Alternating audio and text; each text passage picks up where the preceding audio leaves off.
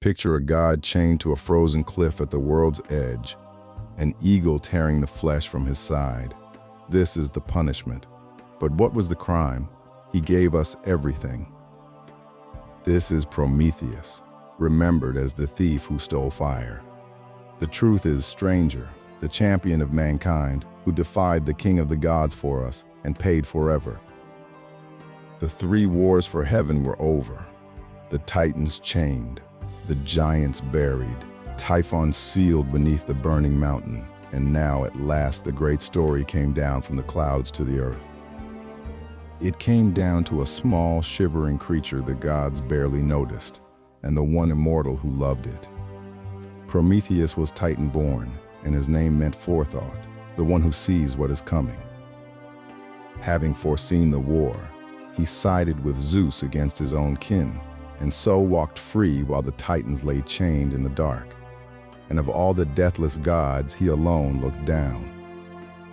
The later Greeks said mankind was his handiwork, shaped from river clay in the god's image, molded upright, so that alone of the animals, they could lift their faces to the stars.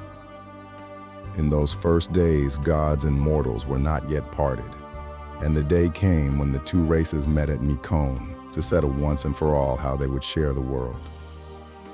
A great ox was slaughtered for the sharing, and Prometheus, mankind's champion, was given the carving of it. He divided the beast into two portions, and into that division he worked a cunning trick. In the first, he hid the good meat and rich fat inside the animal's ugly stomach. In the second, the bare white bones, dressed over in a layer of glistening, beautiful fat. Then he turned to the king of the gods and said, "Choose." And here the oldest poets tell something sly. Zeus saw the trick perfectly well, and reached for the gleaming fat anyway. He stripped back the fat and lifted out a fistful of naked bone. The meat was mankind's. With one trick, Prometheus had won his children the better share of every sacrifice to come. And so it would be ever after. To the end of the Greek world, men burned the bones and fat for the gods and kept the meat for themselves. This is what. But the slight had kindled the king's wrath. Prometheus had made a fool of him before gods and men. And Zeus's answer was simple: let them keep their meat and eat it raw. And he hid fire from mankind, took back the one thing that made a man more than a beast. He left them their bloody flesh and nothing to cook it with. And so mankind, Prometheus's own creation, sat freezing in the long dark. No warmth against the cold, no light against the night, just raw meat and shivering hands, and the gods far above, unmoved. Without fire there is no forge, no kiln, no craft at all. It is the root of them all.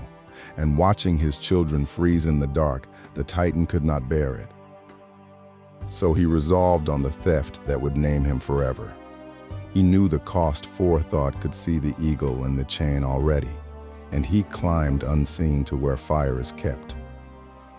He came to the blazing forge of Hephaestus, or some say the very wheel of the burning sun, and there, in the heart of the divine fire, he stole a single living ember. He hid the spark in the dry, slow-burning pith of a hollow fennel-stalk, a reed that smolders quietly for hours, and carried the stolen fire the long way down to earth. And he gave it back to men. He knelt among his shivering children and touched the smoldering reed to dry kindling. And that night, for the first time, fires bloomed across the dark earth. But understand what he had truly given them. It was never only warmth, never only a flame in the night. Fire was the beginning of everything that would make mankind more than beasts. With fire came the forge and the working of bronze and iron, the kiln and the baking of bread, the warm hearth in every home. And after fire, one by one came all the arts. The counting of numbers and the marks of writing, the yoking of oxen to the plow, the building of ships, the healing art of medicine, and the reading of the wheeling stars. Every craft and science by which mortals would climb across the long ages, from shivering animals in the dark to the builders of cities. All of it began with a single stolen ember. As the poets put it, in one short phrase, all the arts that mortals have, they have from Prometheus. He had not lit a campfire that night. He had lit civilization itself. So remember this when the story is told too small. The theft of fire was never about a flame. It was about knowledge, technology, and the whole long climb of the human race. But from his high throne, Zeus looked down. Where the night had been only black, he saw a new constellation burning across the dark earth, the scattered fires of mortals, glittering like fallen stars. The spark of mortals, rising, the thing he had forbidden, given back in defiance of his will, and the king's anger rose with those flames to its full and terrible height. He would be avenged, but the king's vengeance would be patient and two-edged, falling in two directions at once. One blow for the Titan who had defied him, and one for mankind itself. For mankind, he did not send a monster. No flood, no plague, no fire from the sky. He sent something far more cunning, far more lasting. He sent a gift. He commanded Hephaestus to take earth and water and mold a new creature, the first woman, fashioned in the image of the immortal goddesses, lovely beyond anything that had ever walked the world. And when she was formed, the gods crowded round to adorn her, each with a gift. Gray-eyed Athena clothed her in silver robes and taught her hands the art of the loom. Golden Aphrodite breathed grace upon her, and a cruel, aching longing that would haunt all who looked on her. The graces and persuasion hung her throat and arms with shining gold. The seasons crowned her hair with spring flowers. And last came Hermes, who set in her breast a deceitful heart, coaxing words and shameless lies, the cunning of a thief, then gave her a voice. They named her Pandora, all gifted, for every god had given her a gift. But the poets called her another name too, a beautiful evil, a snare men would embrace even as it destroyed them. Hermes led her down to the house of Prometheus, the brother of Prometheus, whose name meant afterthought. For he was the one who understood things only when it was already too late. Prometheus had warned him plainly, never take a gift from Zeus. Whatever the king sends, send it straight back. But Prometheus looked on Pandora's face and forgot every word his brother had said. He took her into his home, and there stood a great vessel that had always been kept sealed. One day, with the god's own curiosity stirring in her, Pandora set her hands to its heavy lid and set the picture right. It was never a box. That famous box is a later mistranslation. What Pandora truly opened was a pithos, a great clay storage jar, tall as a person. She lifted the lid, and out of it, in a rushing dark cloud, streamed every evil that would ever trouble mankind, pouring up into the world, never to be gathered back. Hard labor and grinding sickness, old age that withers the body, sorrow, envy, and despair, and the 10,000 silent griefs that drift among mortals by day and night, uninvited and unending. In terror, she slammed the lid down, but far too late. The world was already poisoned, the evils already loose, and only one thing remained inside beneath the rim. Its name was hope.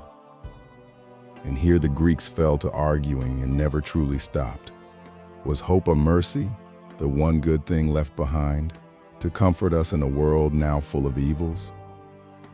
Or was hope the cruelest evil of all, sealed away, out of reach, so that we suffer every grief without even the comfort of knowing how it ends? They never decided, neither will we. That was the king's revenge upon mankind. Then Zeus turned to Prometheus. For the Titan there would be no riddle, no beautiful gift, only chains and an agony designed to last forever. The Titan was seized and dragged to the cold edge of the world, a bare gray crag high in the Caucasus mountains, where the wind never stops and no living thing comes near. There, Hephaestus was forced to do the work, though it broke his heart, for Prometheus was his friend. The brute spirit's power and force, Zeus's servants stood over him to see it done. Adamantine fetters no strength could break were locked about his wrists and ankles, an iron spike driven through his chest into the rock. He could not move, could not turn, could not look away. And then Zeus sent his eagle. Every single day it came on its vast wings, settled upon him, tore open his side, and devoured his liver, feeding slowly while the Titan endured in silence. And every night, because he was a deathless Titan, the wound closed and the liver grew whole. So every dawn the eagle returned to fresh flesh, and the agony began once more. There was no death waiting to release him, no final mercy, only the next dawn and the next and the next, and the sound of great wings coming again on the wind. And yet Prometheus did not scream for mercy. He did not beg and did not break. For the forethinker held a secret, the one thing Zeus could not tear out of him by force. He alone knew a prophecy hidden from every other god, that the sea goddess Thetis was fated to bear a son mightier than his own father, greater one day than whatever god might sire him. And Zeus desired Thetis.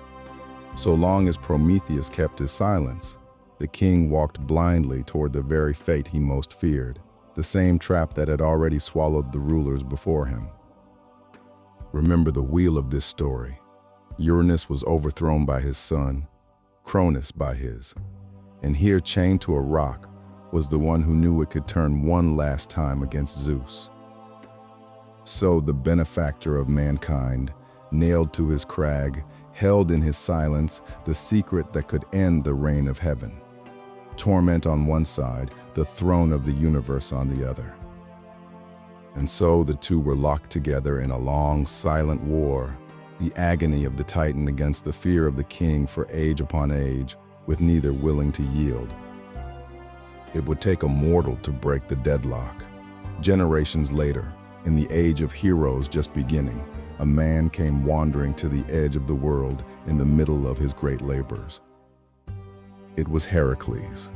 He drew his bow, and with a single arrow struck the eagle from the sky. Then he broke the chains and freed the Titan, mankind undoing the god's own punishment. Freed at last, Prometheus gave up his secret. Zeus, warned in time, never lay with Thetis.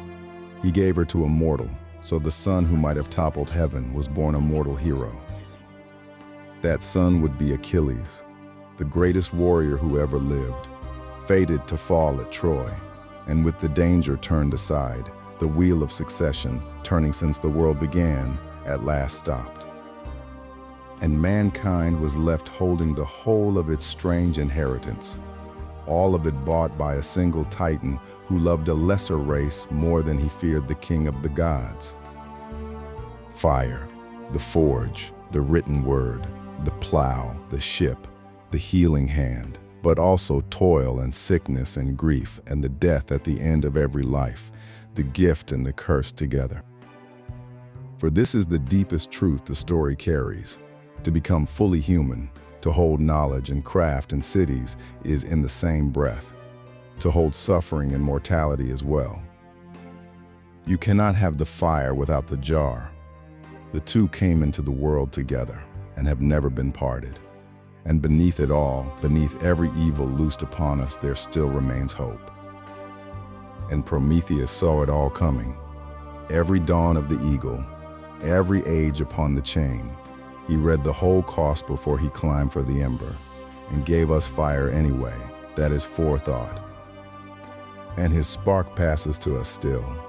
Every hearth that warms a home, every forge that shapes a tool, every act of defiance against unjust power, all carries the fire one Titan stole from heaven.